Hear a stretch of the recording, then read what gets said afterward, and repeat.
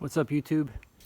Thought I'd shoot a quick video. I have kind of got a reputation now among my friends and also just on eBay. It's gotten to the point where I have people calling me asking me if I'll sell them my cars.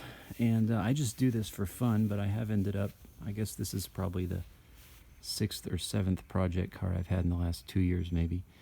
And so I keep having conversations with people and sort of people kind of in awe of how this happens. I'm not a mechanic. I am a shade tree at best. Just figure things out myself. Ask friends when I need help. Just picked up this car and starting to do some refurbishing on it. But I keep having folks again say, like, how do you find these cars? You know, these cars I end up usually buying for, you know, between $200 and $1,500 and end up selling for, you know, $3,000, $4,000, $5,000 and making good profit. And for me, it's not about the money. It's just fun. It's just something to do, something I enjoy that gives me life. But so I thought it would be cool to make a video on how do you find a good project car. And this is just from what I've learned. I'm not somebody that rebuilds engines or transmissions. This is just, I've been lucky, but it's from just kind of following a few simple rules. So if you're maybe thinking about getting into this and you want to know, you know, how do you, what are some ways to maybe think about things to think about before you invest some money in something that's broken? I had a couple ideas to share. So actually 4 things. I made some notes here and thought of 4 things. So the first thing I would suggest if you're looking for a good project car is get something that's reliable.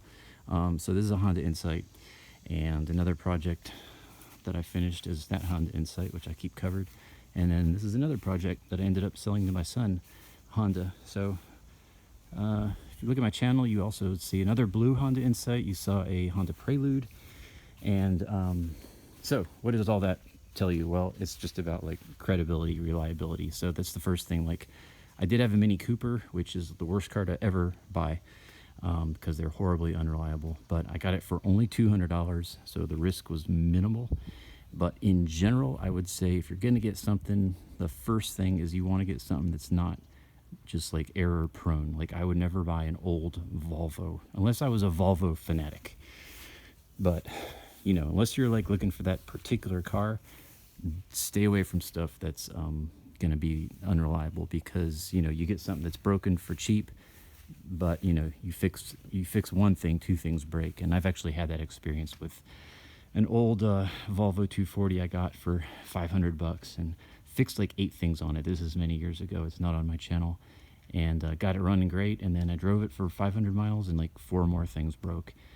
So that's the first thing. Like, I would trust, you know, I'd get a platform you trust. I think imports are a great place to start, Japanese imports, and some of the newer American cars too.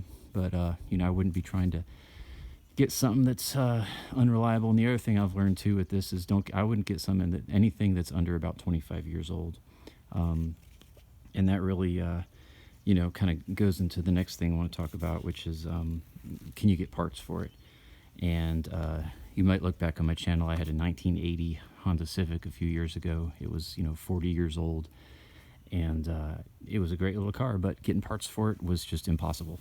And it was at the point where to fix it, I had to actually have parts manufactured or Frankensteined in from other things. So that's really the second thing. First thing being just start with a reliable platform. And number 2 would be something you can find parts for. Like this Honda Insight, these are rare, so it's actually not the best thing to do. But this is my 3rd one. I feel comfortable with it, and I've got some connections where I can get parts, and you know, I'm starting to save them myself. So you want to find something you can get parts for. I mean, that Honda Civic, there's like, every time I go to the junkyard here, there's like 8 of them. They're just everywhere. Easy to find the engines, easy to find, you know, door handles, headlights, just all that kind of stuff. You don't want something that's old or that parts are going to be super expensive. Like, I would never try to restore a BMW, for example, just because I don't have the money to put into that kind of stuff. And, you know, parts for certain cars could be super expensive. And, you know, like this car, I mean, for example, I don't know, I've probably got $100 so far into parts for it.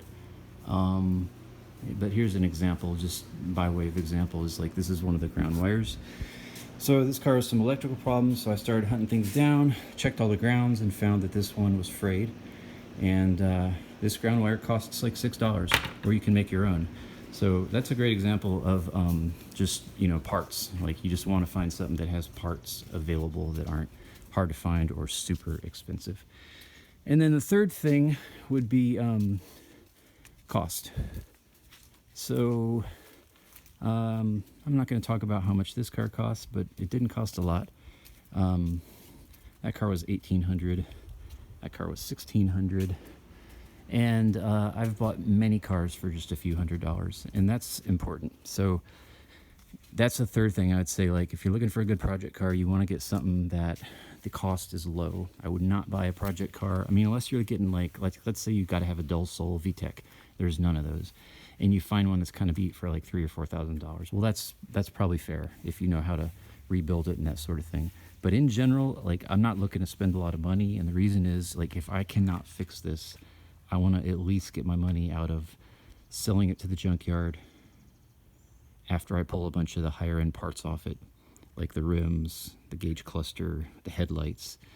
You know, and if I did all that right now, I could probably get $700 or $800 for this car, for parts plus the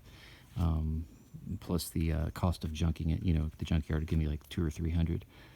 So in other words, I don't lose that way. I don't lose any money if I can't fix it. And so that's what I do, is I look for things that are very cheap, you know, that have something wrong that I feel like I'm competent enough to repair.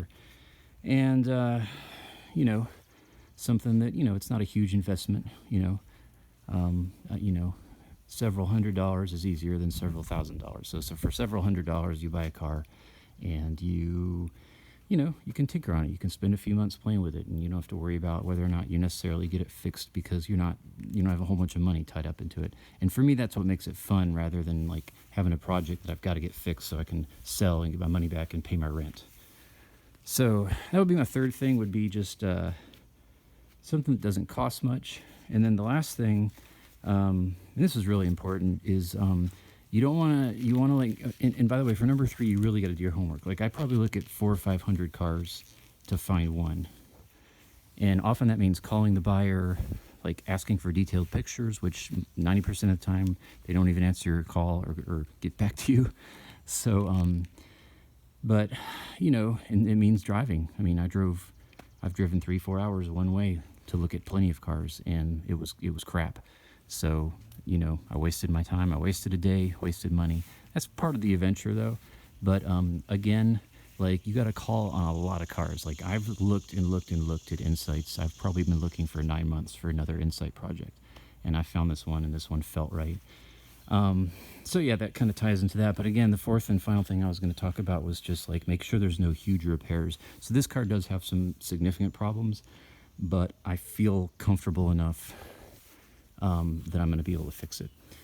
So, but like, even if, let's say I fix that, there's things that I cannot dump thousands of dollars into. For example, if the paint was shot, which most of these, the paint is pretty bad, that's thousands of dollars for a decent paint job. So like, you don't want to get into something that you buy for, you know, let's say you bought it for $500 and then it needs paint. Well, that's like $2,000 now that you're invested to have a car, because no one's going to want to buy a car with crap paint.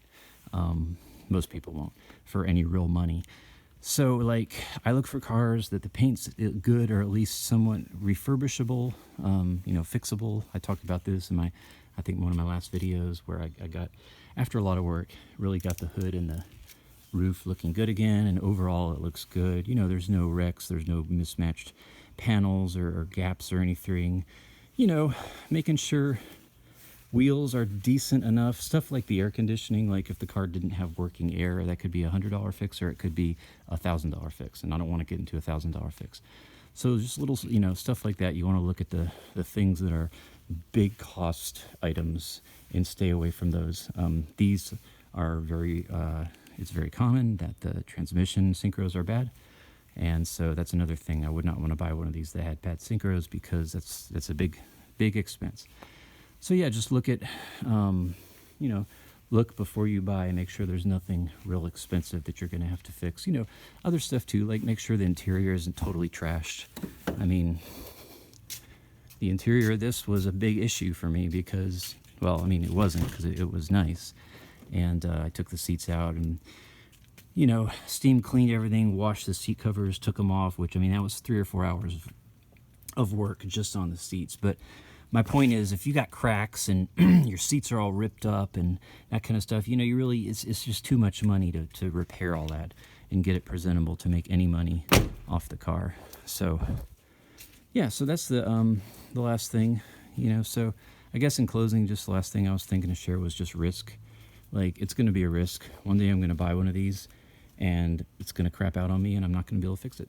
And, you know, when that day comes, that's the price you pay. You got to pay to play. So, you know, you are going to take a risk on it, and, you know, but just realize that going into it, like, you know, nothing ventured, nothing earned. So, you know, set aside some play money and take a risk, and take the right risk, and, you know, do your research. And again, so far I've been lucky, but, you know, you got to really think before you pull the trigger. And corn dogs, man, the best lunch, especially this little nub here at the end. It's all crispy when you're finished. Okay, so those are some tips on how to find a good project car. I've been lucky so far, and hope this new one continues the streak. So that's it. Thanks for watching. Leave me questions or feedback or comments. We'll have a discussion. God bless you today with his peace. He is good. There is hope. All right, take it easy.